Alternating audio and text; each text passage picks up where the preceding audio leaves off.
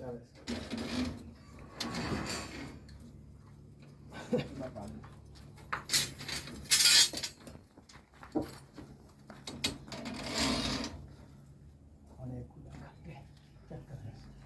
ठोके से ताजी चाहते